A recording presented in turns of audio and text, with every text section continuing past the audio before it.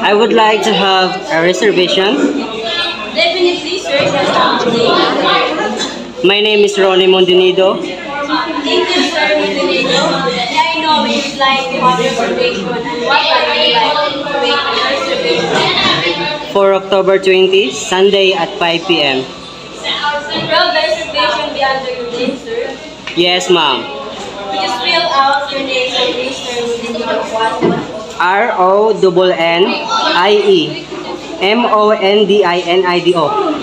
Thank you, sir, Montenegro. How many days would you like to make a reservation? For 5 people. Allow me to quote your note, Mr.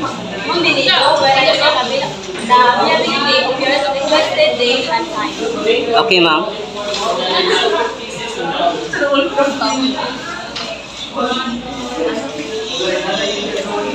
Apologize for keeping you waiting, Mr. Montenegro. We have available table for October 20, Sunday at 5 p.m. We would like to prepare indoor or outdoor area.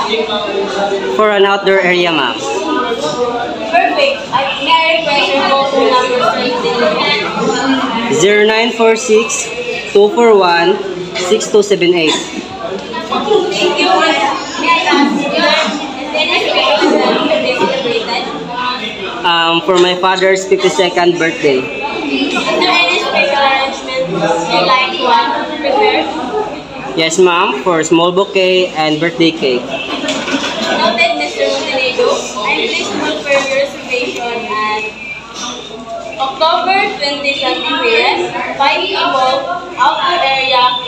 Phone number is 0946 241 6278. Celebrated is father's 52nd birthday and the arrangement is small cake and birthday cake. May I correct, Sir Montenegro? Yes, ma'am.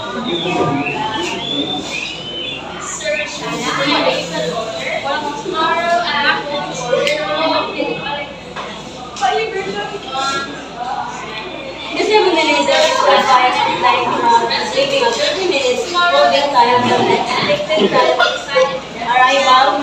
There would be further delay, kindly notify us in advance to hold your reservation. And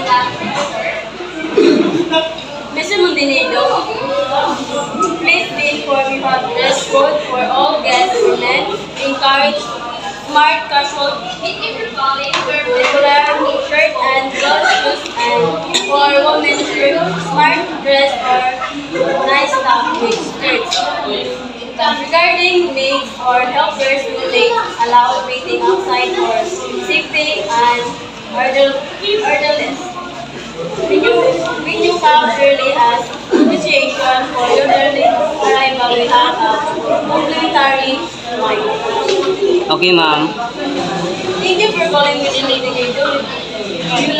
We look forward to welcoming you at the Superior Restaurant. You're welcome.